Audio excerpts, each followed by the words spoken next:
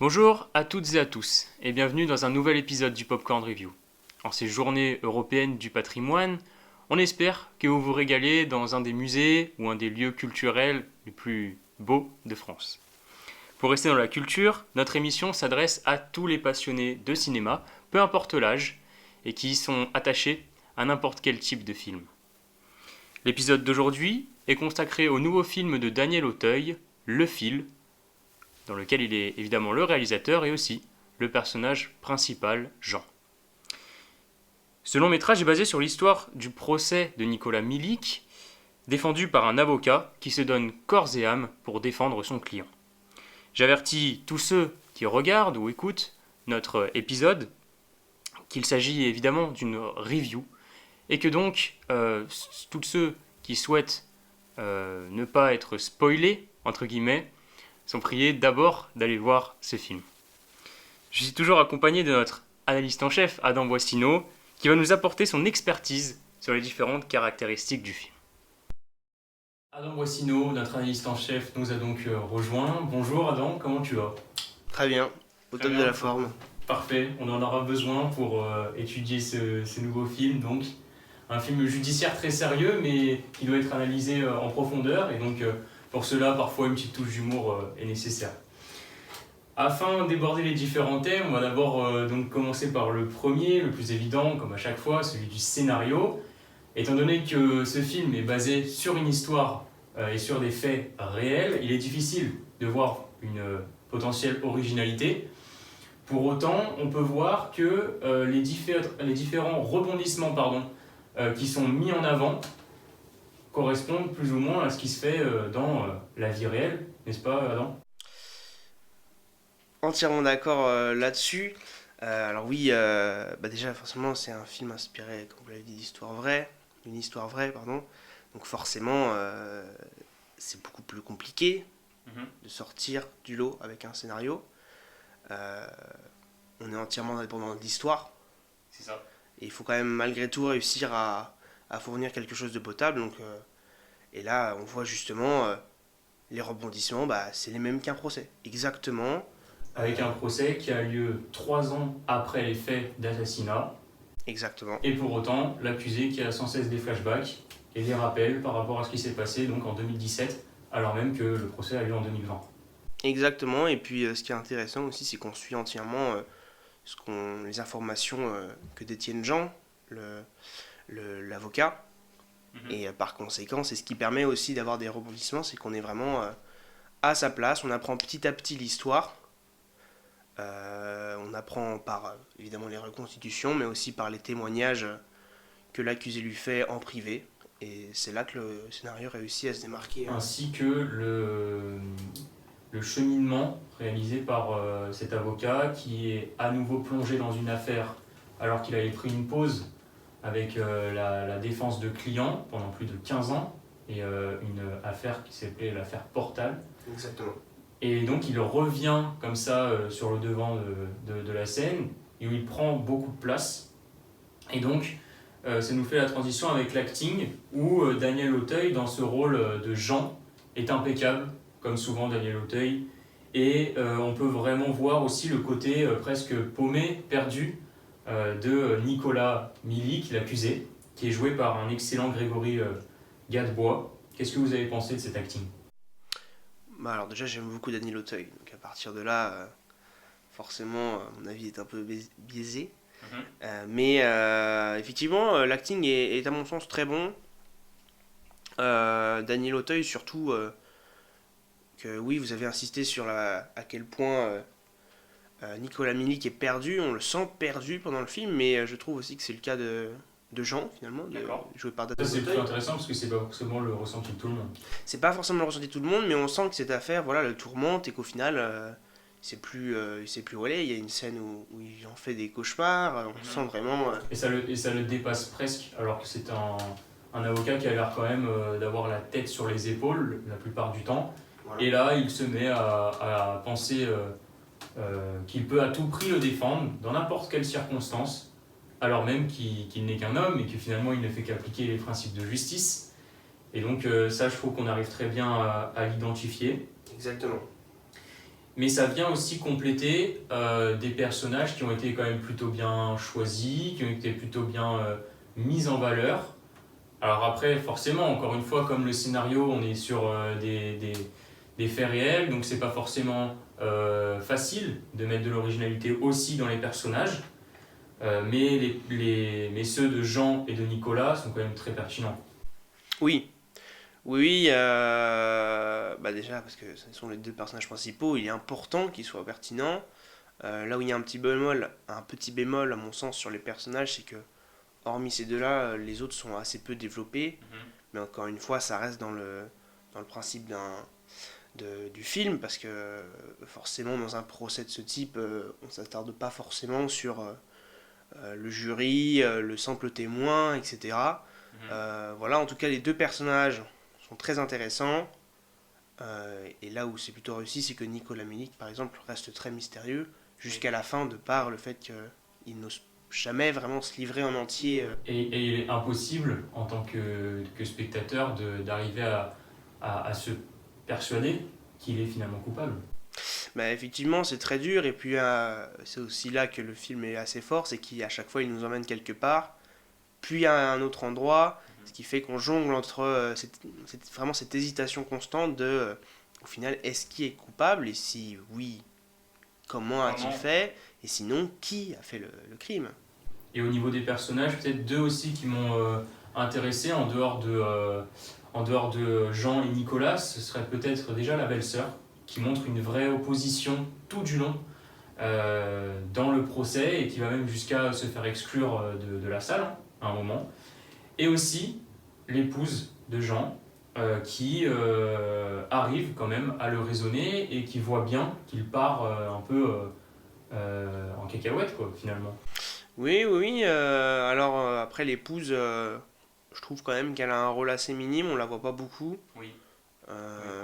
Pendant toute une partie du film, je me demandais quelle était sa véritable relation Mhm. avec elle. Bon, au bout d'un moment, voilà, j'ai compris.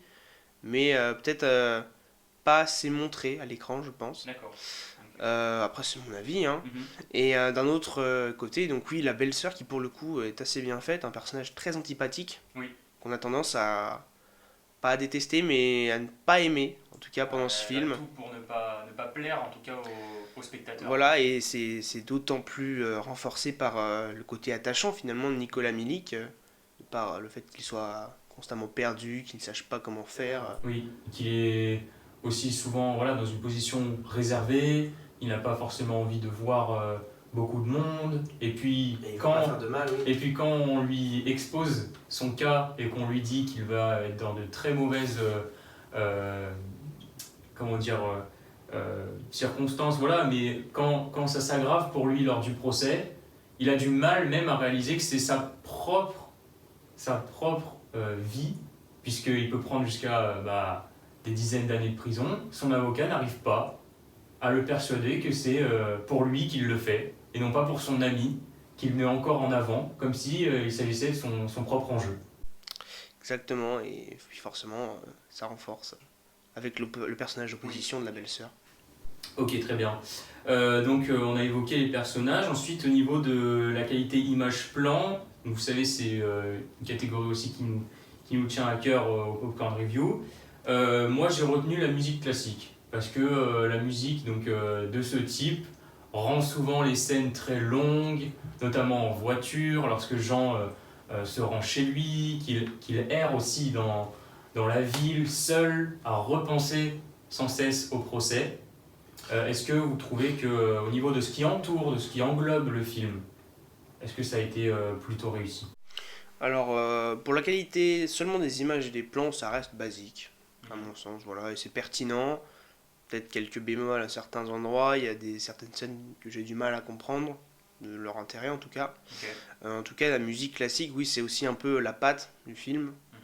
Euh, bon, il y a de la musique classique dans plusieurs films, mais là, c'est vraiment la principale musique qu'on entend, et ça permet de renforcer l'immersion dans le personnage de Jean. C'est ça, et donc aussi de renforcer la tension, puisqu'il y a beaucoup de tension dans ce film entre les deux camps, à la fois voilà, ceux qui visent à accuser le client et ceux qui visent à le défendre. On entend aussi des effets sonores ou de la musique qui est aussi très présente, mais aussi à travers l'image tout simplement. Les plans de caméra sont parfois excellents, mais il y a aussi cette idée par rapport à la musique de montrer une relation toute particulière qu'il y a entre Jean et Nicolas. Est-ce que vous pouvez nous en parler de cette relation? C'est une relation un peu particulière, parce qu'elle est toujours entravée déjà par une opposition. Voilà, Jean qui veut défendre son client coûte que coûte, et d'un autre côté Nicolas qui refuse de se livrer Oui. par loyauté, par amitié, timidité, ce qui fait déjà que ça les oppose un peu, mais en même temps une relation disons de plus en plus complice, entre guillemets, parce que ça reste assez léger, de Nicolas qui malgré tout voit en Jean une personne qui lui accorde finalement une attention que personne ne lui accordait auparavant. C'est d'autant plus pour ça qu'il a du mal à réaliser à quel point il vient de briser tous les espoirs de son propre avocat lorsqu'il lui annonce qu'il est finalement coupable de l'assassinat de sa femme. Effectivement, qui puisait que jusqu'à la fin, voilà, avec le dernier discours de Jean, hein, qui tout simplement a coupé le souffle, après un accusatoire finalement épique, voilà, on l'accuse,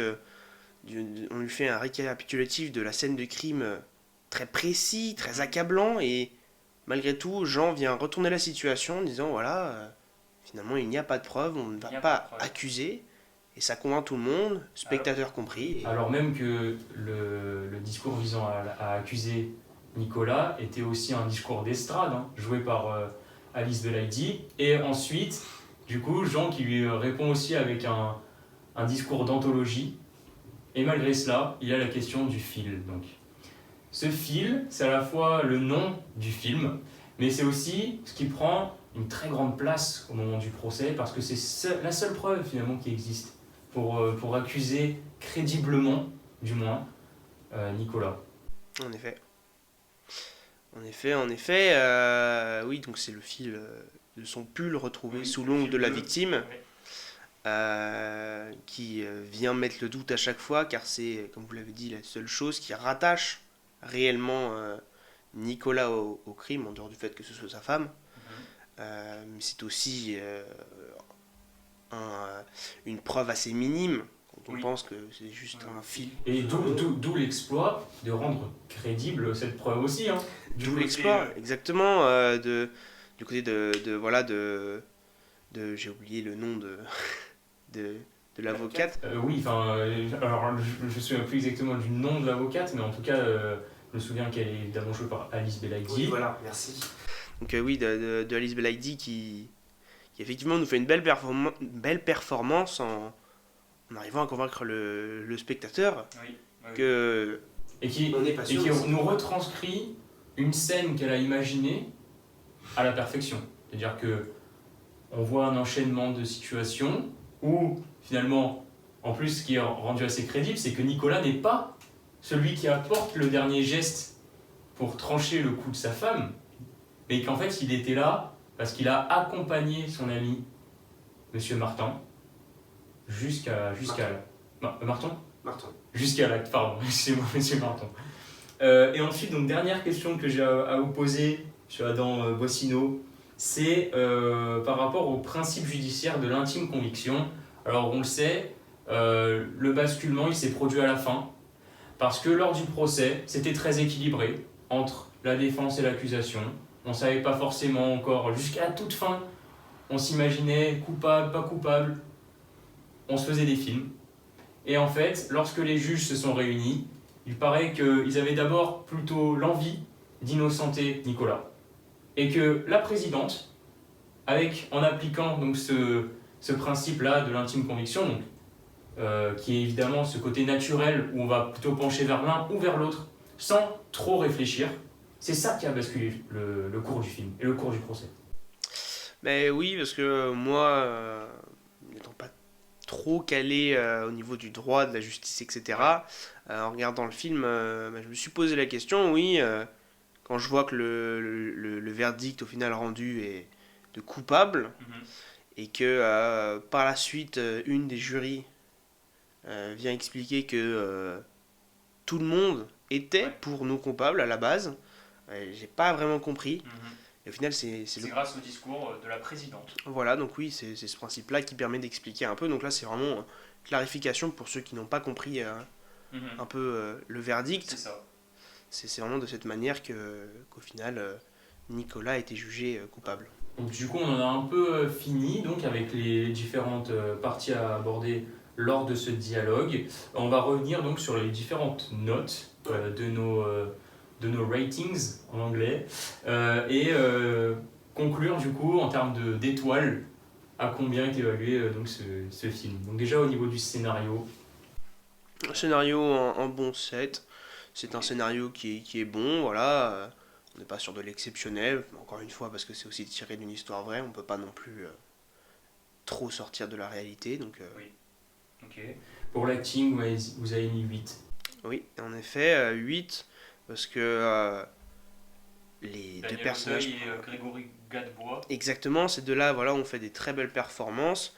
Je reviendrai aussi, alors je n'ai pas le nom de l'actrice, mais sur la belle-sœur, qui a aussi été très convaincante à mon sens. D'accord. Donc c'est pour ça qu'on est sur, voilà, on est sur du très bien. Et c'est aussi pour ça qu'au niveau des personnages, on est un peu inférieur, on est plutôt autour des 6. Parce que, voilà, on a certains personnages, donc on a parlé de la belle-sœur, mais elle qui est plutôt en soi bien mise en avant, mais c'est surtout l'épouse, voilà, qui aurait sans doute pu jouer un rôle encore plus clé, encore plus essentiel, je pense, dans ce film. C'est ce que aussi vous avez abordé. L'épouse et au final, après aussi tous les personnages un peu plus secondaires, mais qui auraient pu mériter un peu plus de mise en avant. Voilà, l'ami finalement, Monsieur Marton, Roger, voilà, Oui. de Nicolas, on n'en sait pas beaucoup sur lui. On a aussi les enfants de Nicolas. Oui. Au final, Oui, je on sais a même très plus peu- comment il s'appelle. On a très peu de scènes avec un ou deux enfants isolés qui nous donnent leur propre avis, leur propre point de vue sur leur père. On nous dit que les enfants ont confiance en leur père, qu'ils ne le voient pas faire l'acte, mais pour autant, c'est vrai que ça manque peut-être un peu de détails, et le simple fait de dire ce sont des enfants, donc ils n'ont pas beaucoup à dire, nous laisse, enfin, en tout cas me laisse un peu sur ma faim. Voilà, j'aurais aimé savoir en détail ce que pense l'enfant ou les enfants, puisque voilà, il y a une hiérarchie dans les âges, et donc bien sûr, on ne va pas faire parler à la cour d'assises une enfant de 5 ou 6 ans. Mais pour la plus grande, par exemple, certes, son père n'a pas voulu, mais pourquoi pas prendre cette liberté dans le film d'exposer D'exposer son avis simplement sur une scène à part, ça aurait pu être entièrement envisageable. Ok. Ensuite, au niveau de la qualité image-plan, la note de 7. Note de 7 en effet, voilà, bon, les scènes en elles-mêmes sont bien tournées, certaines sont plutôt bonnes, certaines le sont un peu moins. Puis la musique, encore une fois, voilà, surtout la musique classique qui nous met bien à la place de gens, qui font ressentir, voilà, quand ils commencent à perdre pied.